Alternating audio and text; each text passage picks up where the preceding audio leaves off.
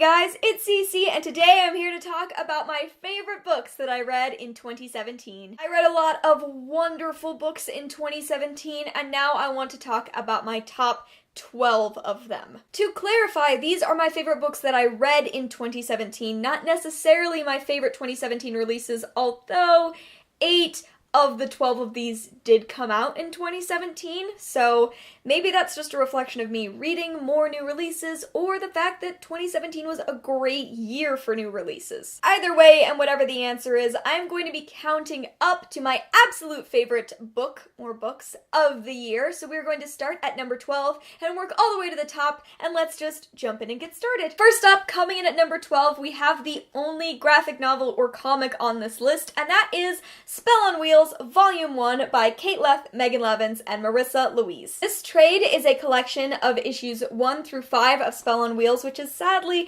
the only Spell on Wheels we're ever going to get. That's the most disappointing thing about this series. This is about 3 20-somethings named Andy, Claire, and Jolene. There you are, you can see them. And they are witches. When a non-magical ex breaks into their place and steals a spell that has a lot of dangerous potential, the 3 witches go on a cross-country road trip tracking down the other things he stole and also going on a quest for magical revenge. When I talk about which things that I want and which media that I want more of, this is it. This is what I am talking about. It was practically perfect in every way. It has 3 main characters that fly off the page. It mixes the magical and the modern effortlessly. It's funny, it's a little bit queer. If you haven't picked up Spell on Wheels yet, I highly recommend that you do. It is absolutely remarkable and easily my favorite thing of the graphic novel or comic variety that I read in 2017. Next up, we have Noteworthy by Riley Redgate. This is a YA contemporary about a girl named Jordan who is in a prestigious art school. Unfortunately, her alto 2 voice keeps her from getting some of the bigger female parts that she wants, so she decides to disguise herself as a man and audition for the all-men's choir on campus. This is possibly the only book I have ever read where a main character cross-dresses and the discussion of gender didn't want to make me tear my hair out. Beyond that, this book is deeply funny, authentic, and it makes you care about every single character down to the smallest of the side characters. Jordan, our main character, is Chinese American, bisexual, and comes from an incredibly poor family, and all of these aspects of her life are all examined in the midst of being a part of this fun and funny a cappella story. Jordan is hilarious, her voice is distinct, and what made me read this entire thing in one sitting, and the collection of boys that she slowly befriends is not a collection of solely white, allo-cishet teenage boys, but a group of diverse and wonderful guys that you slowly get to know as she does. This book is hilarious and charming, and I just enjoyed every second of it. Coming in at number 10, we have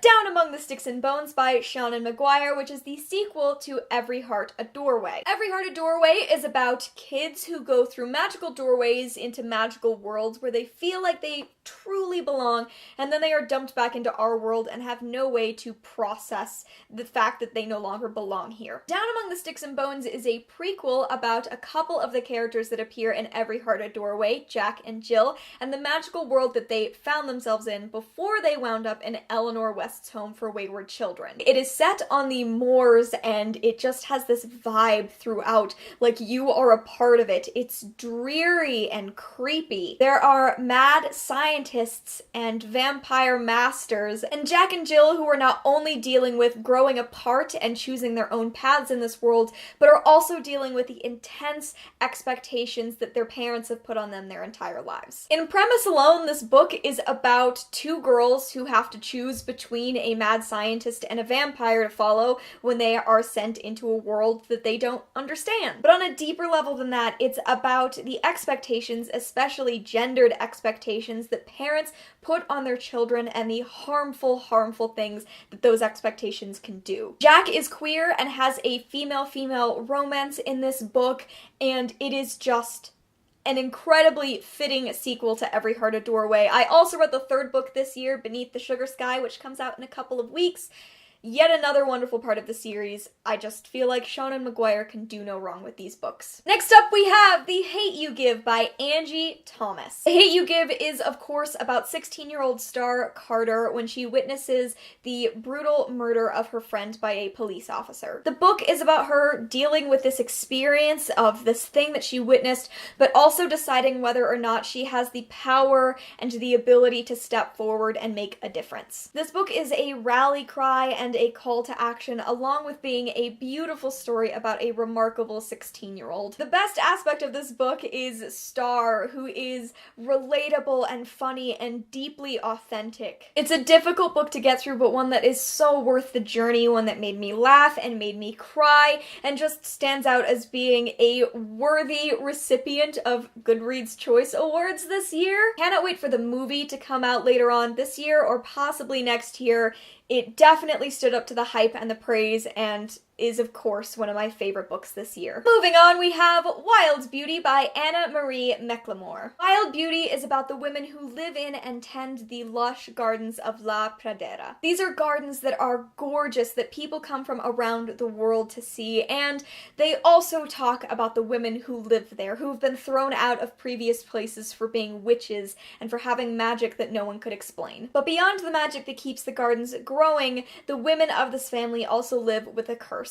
Should any of them fall in love too deeply with a person, that person will vanish. And then one day, a boy appears in the gardens with no memory of who he is. This is an absolutely gorgeously written book that I could not believe when I put it down. I was crying through the end. It is just captivating. It features a beautiful, all Latinx cast of characters, and every single woman in the family basically is bisexual. It's a story about tradition and family and recovering from the scars of colonialism. The entire thing feels like a magical world you've fallen into, and it hurts to pull yourself away from it.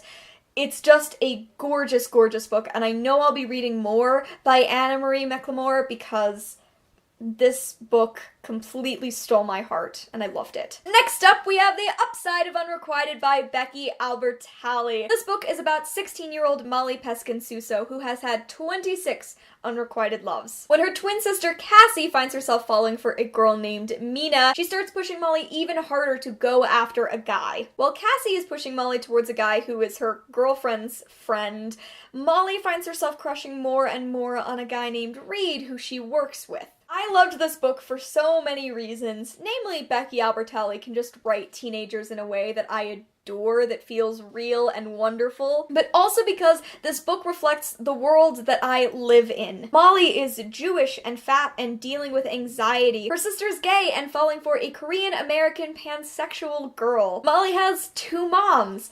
Everything about this book just felt like a world I was a part of, while it was also funny and deeply relatable as a story about growing up and worrying that everyone else is growing up faster than you are. Molly's romance is adorable. These characters are ones that, despite the fact that I read this book back in April, I have not forgotten.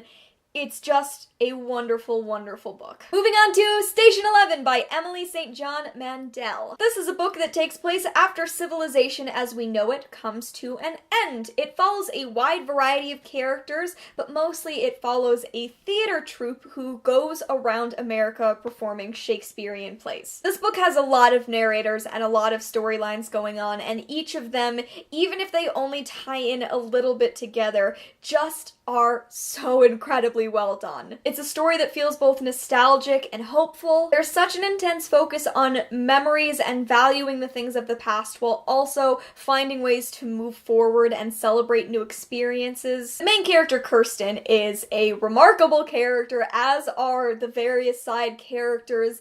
It was just a book that I could not help but adore. I finished it, and then when I came home from work the next day, I came home excited to read it before I remembered that I'd already come to the end of the story, and that was the most heartbreaking thing of all. It's an absolutely gorgeous book that I can't believe I put off reading for as long as I did, because it's clearly a new favorite. Moving into our top 5, we have A Conjuring of Light by V.E. Schwab, which is the third book in the Shades of Magic trilogy. A Darker Shade of Magic, the first book, is about this character named Cal who has the ability to travel between 4 different worlds. There's Grey London, Red London, White London, and Black London, all of which have different varieties of magic. Although Black London has been gone for so long, people are starting to think it is a thing of myth. Then Kel comes across a thief named Lila in Grey London, and also winds up with a terrifying stone that appears to have come from Black London, and the two of them set off on an adventure together. A Darker Shade of Magic was my #1 absolute favorite book of 2016, so I am thrilled that another book in the series makes the list this year. Well, I think the second book had some issues and dragged a little bit. This third book in the series was one of my favorite series conclusions of all time. It had stakes and characters that were developed in ways that it was heartbreaking but also wonderful. Bisexual princes and pirates, there were thieves and magic, and just so much happened in this book. Like, this book is absurdly long. It is adult fantasy, and it is so long, and I still found myself flying through it because things would not stop happening. It is a super fitting conclusion to this trilogy that I have absolutely adored reading, and I cannot wait to see what else this world has in store for us after such a remarkable final book.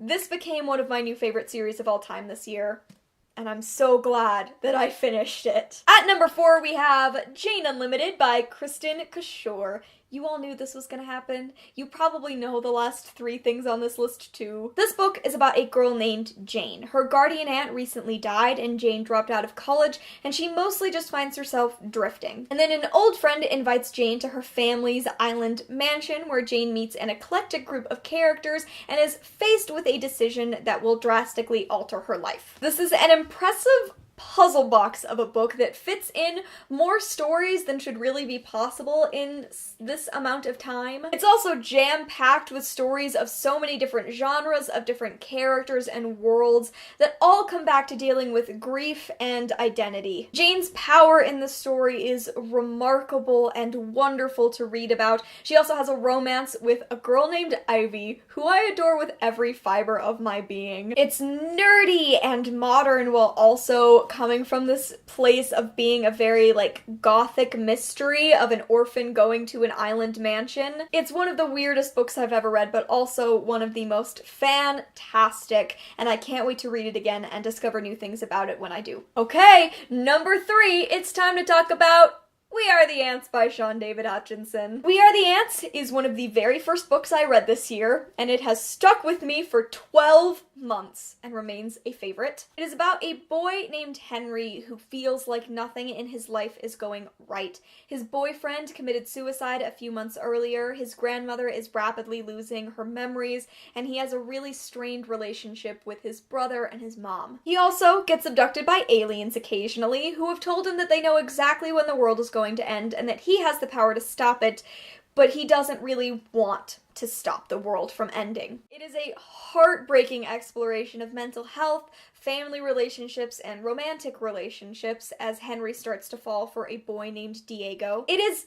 jam-packed with lines that made me stop reading and just sit there and think about things that had been written every now and then. There's a reason this book has stuck with me for 12 months, and that's because it stands alone as one of the most remarkable, original, and interesting books I have ever read. So of course, considering it's a new favorite book of all time, of course it is a new favorite book of this year, and I cannot wait to explore more books and more worlds that Shaun David Hutchinson has created. In my number 2 spot, we have Juliet Takes a Breath by Gaby Rivera. Juliet is a Puerto Rican lesbian living in the Bronx who is trying to come to terms with her identity as a woman of color and as a feminist who feels like the word feminism is very white in its definitions. Then she gets the chance to go and be an intern for her favorite writer in Portland, where she is introduced to an incredibly queer neighborhood, a world of feminism, and trying to articulate her identity for herself. This book is about breaking down white feminism and the dangers of white feminism. It's about a queer woman of color carving out a space for herself in definitions that have been ingrained in whiteness.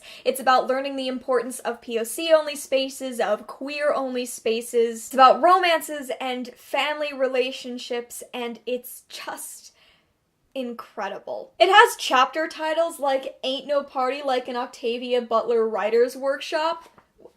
Amazing. I finished this book and immediately wanted to give it to everyone I know. It struck me with something new to think about on every single page. Juliet claws and fights for her identity, fights for a place in the world and a place for herself in feminism, and this book is absolutely wonderful in every possible way. Here we are at our #1 spot, my favorite book that I read this year.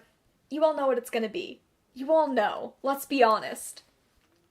Yeah, it's The Raven Cycle. I have these as library books so that I could still hold them and talk about them because I had to return Janelle's copies to her, and it's making me very sad. The Raven Cycle is about Welsh kings, quests, and friendship, and everything else in the world. I read the series twice in full this year. Twice within the space of just a couple of months, which is why I think it stands out as being my absolute favorite thing that I read this year. Every single book in the series got a glowing 5-star review from me. It's a series that focuses so incredibly deeply on the relationships between its characters, and I adored that character focus because it gave me like 6 new favorite characters of all time. Gansey in particular lives on in my heart forever and ever. I love him with my whole heart. But I love all of them. I think there's a certain kind of power in the ability to write a book in which every main character is one that I fell in love with, every side character, every villain. It's so impressive and immersive, and if I had my own copies of these books, they would be absolutely covered to the point that you could no longer read them in post-it notes. My favorite book of the series is easily Blue Lily, Lily Blue, which is the 3rd one. I think it has my favorite side characters, my favorite romance moments, and my favorite moments where these friends start to break through the walls that they've established and see each other on deeper levels. The series also has 2 queer main characters, and I love them. In general, I don't know what else to say about the series that I haven't already. Janelle and I did a full hour-long live show discussion if you want to hear more of my thoughts, but I love them, they're a new favorite, and I know that I will be rereading them for the foreseeable future for many, many years in my life. They just carved out a special place in my heart for them, and I'm so grateful for that. Okay guys, there you go! Those are my top 12 favorite things that I read in 2017. Yes, my last thing was 4 books, but it's fine. I was never going to split those up. What do you think of my favorite books that I read in 2017? And let me know what some of yours were down in the comments below. Thank you so much for watching. I hope you enjoyed, and I will see you in another video very soon. Bye!